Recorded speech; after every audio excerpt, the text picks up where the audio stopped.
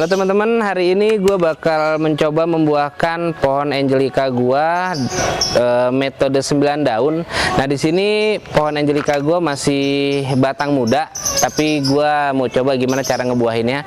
Dan di sini gue ditemenin sama Bang Ipul Warwer. Nah kalau lu penasaran gimana Bang Ipul memproses caranya, ya kita langsung aja samperin Bang Ipul. Ya Bang, ini lagi ngapain nih Bang? Ini rencana saya mau buahin dengan sistem metode 9 daun di varian Angelica. Ini udah cukup bagus ya penampakan untuk bunganya. Dari tunas air aja udah kelihatan cukup sempurna bunganya. Ini sebagian, malah bukan sebagian lagi, udah rata-rata lah. Tiap tunas air pasti bawa bunga ini. Nah itu nggak sayang nih Bang Ipul, bunganya dibuang. Ini kan orang pada nunggu-nungguin nih berbuah nih, main bantai aja nih, nggak resiko nanti malah nggak ada buahnya ini. Insya Allah enggak. Kalau tujuan pembuahan ini atau pembuangan di tunas air yang bawa bunga, biar pembuahannya serentak. Oh gitu. Nah di sini saya lihat batangnya masih pada muda nih Bang Ipul. Ini kan resiko untuk gagal berbuahnya besar nih. Nah apa triknya nih?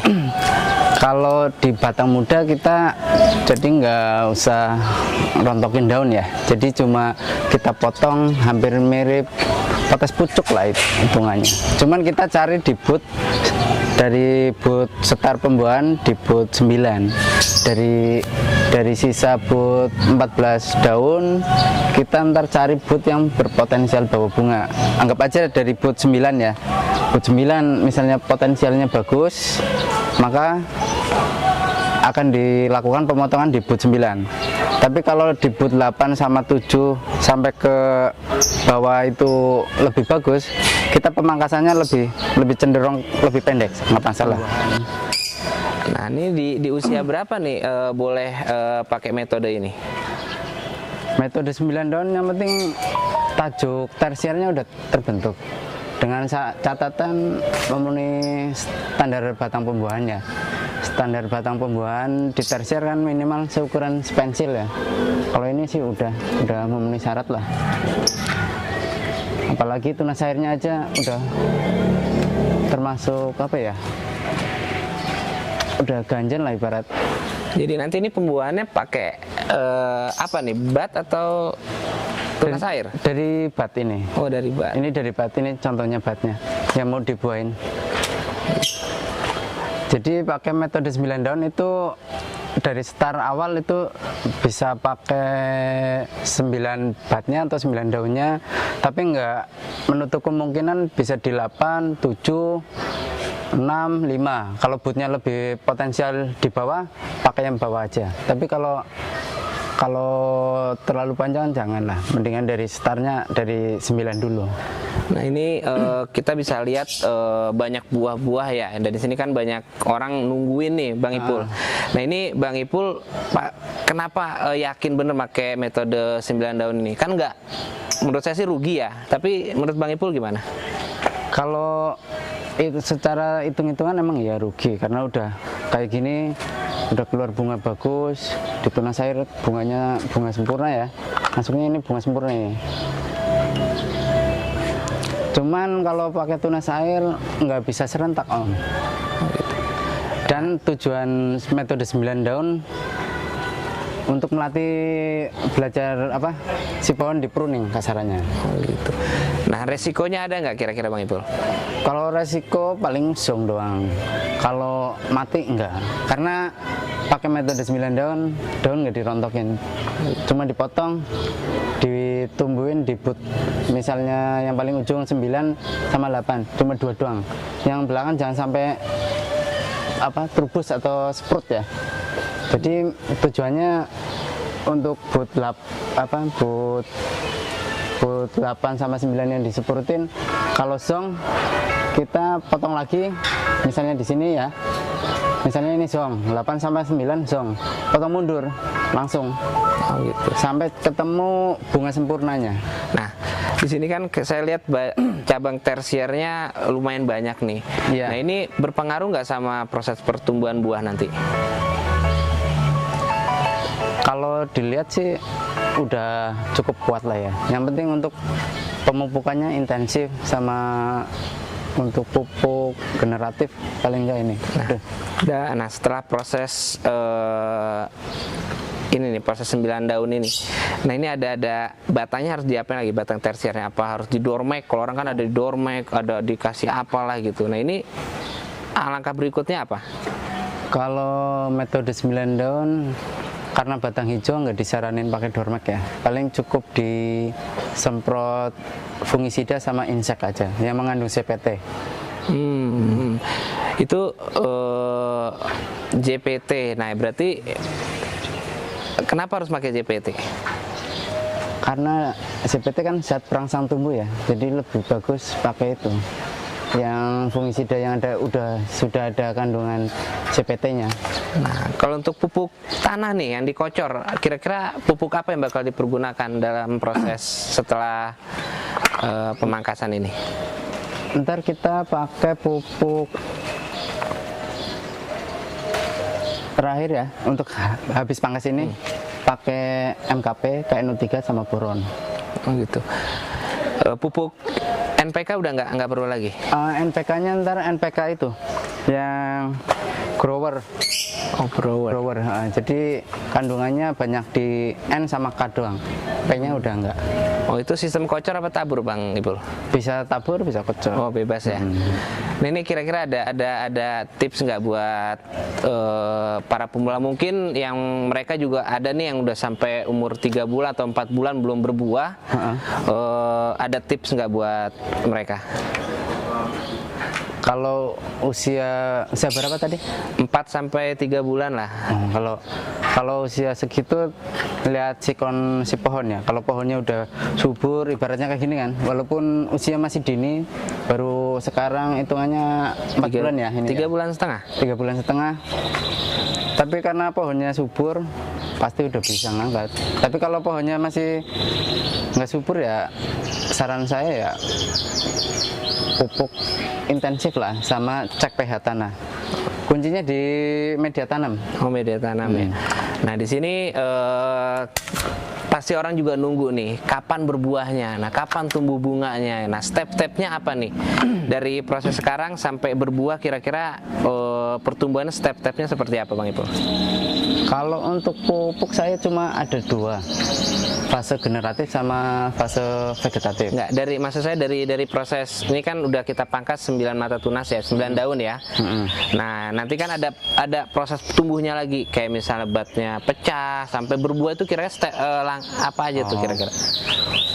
Oh dari habis pemangkasan ini, stepnya ya cuma pupuk 1 minggu kemudian aplikasi pupuk Happy lagi, MKP sama KNO3 sama boron itu ya. Terus ditambah 1 minggu berikutnya KNO3 sama grower aja udah. Nah, tiap minggu itu. Nah ini kan tunas airnya sudah dipangkas nih, berharapan batnya bakal tumbuh. Kira-kira berapa lama batnya tumbuh? Pecah. Seprut paling lama 1 minggu, 10 hari lah, 10 hari gitu.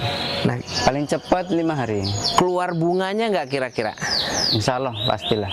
Oh jadi proses pecah bat 10 hari dan bunganya udah bakal kelihatan berkisaran berapa hari? 5 hari? Oh, dari pecah bat. Kalau kelihatan bunga pasti di kisaran 1 minggu, udah pasti kelihatan itu. Oh gitu. Waduh. Nah dari bunga terus ada proses apa lagi? Ya paling perawatan pembatasan batang tersiernya dari yang misalnya kayak ini ya. Misalnya sini, anggap aja udah HSP di atas 10 hari itu, HSP 10 lah ya, udah kelihatan bunga. Paling enggak kita tetap dibatasin sampai 1 batangnya itu disisain 14 daun atau 12 daun buat masak si buahnya itu. Nah itu katanya ada biar pemanjang buah tuh. Nah itu pakai juga nggak kalau Bang Ipul? Oh, GA3 itu. Kalau buat pemula lebih baik jangan dulu lah. Soalnya resikonya kalau salah PPM biasanya gosong malah. Oh gitu. Nah ini kira-kira Bang Ipul bakal pakai nggak nih? Tergantung yang punya ini. Kalau mau di aplikasi pakai GA3 saya aplikasikan. Tapi udah bisa pakai GA3? Nah, bisa ini. oh bisa. Nah, selain resiko kebakar, nah efek positifnya selain memanjangkan itu kira-kira Bikin seedless bisa tanpa biji. oh tanpa biji. Kalau timingnya bagus, timingnya tepat bisa seedless. Cuman di saya aja untuk GA3 masih belajar lah, belum paham betul untuk mainan GA3. Ya, berarti sekarang kita tinggal lihat gimana sih proses.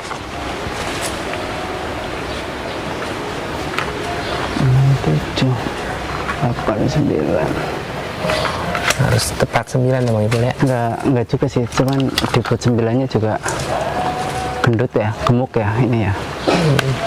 Oh jadi kalau misalnya itu ada yang agak pendek nggak apa-apa itu? Nggak apa-apa, kayak ini kan. 4, 5, 6. Ini kayaknya batangnya terlalu ini nggak apa-apa juga. Nggak masalah.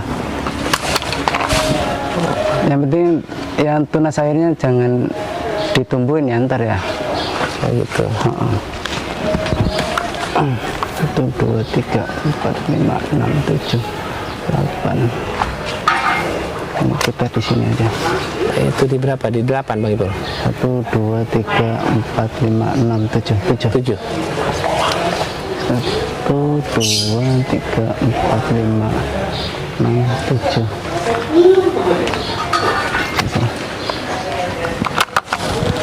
Nah, jadi di sini ada 7, tapi daunnya 9 gitu atau gimana? Enggak. Oh enggak. Tetap. Jadi proses seleksinya gimana nih Bang Ipul? Seleksinya tetap lihat potensial bootnya ya, nggak harus di boot 9-nya. Kalau di boot di 7-nya lebih bagus, pakai yang 7. Oh gitu. Cuman hitungan start awal tetap di 9 gitu. Oh gitu.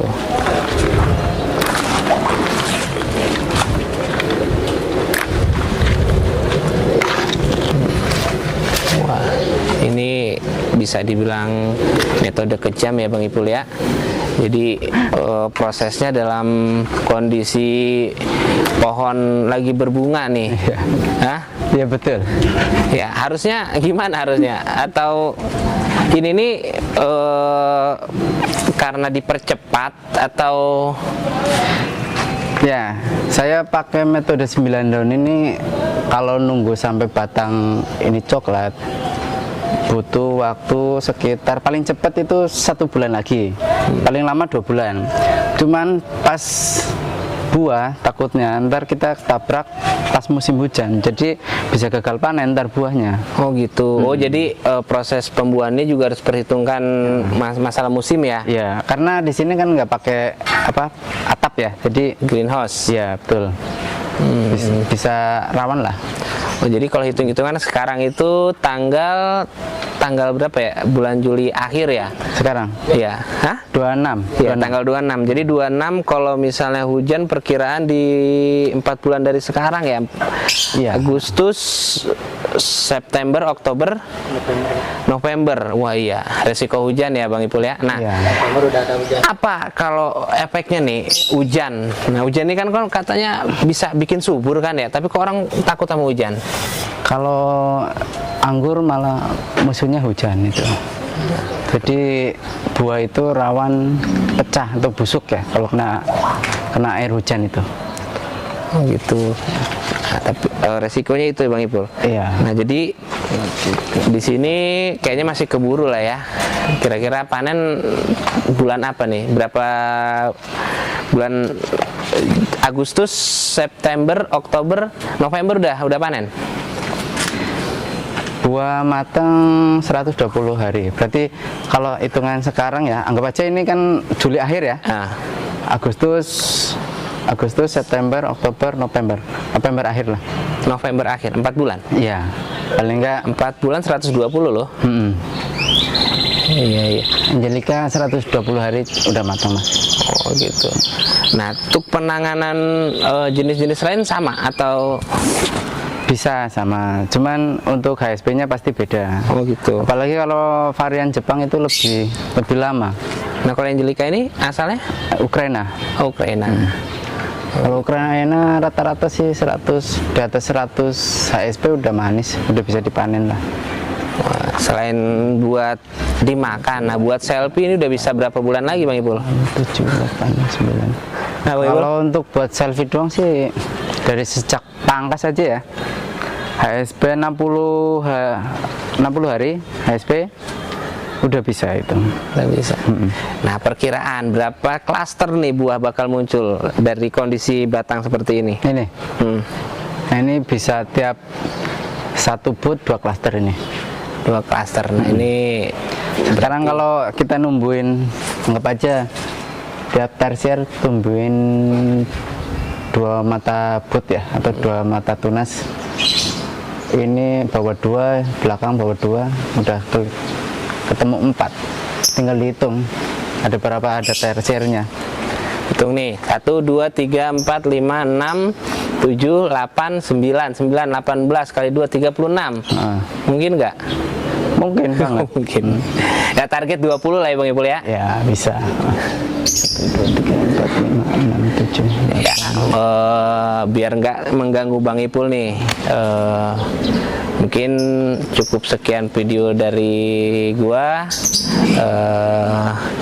Sampai jumpa di video-video berikutnya.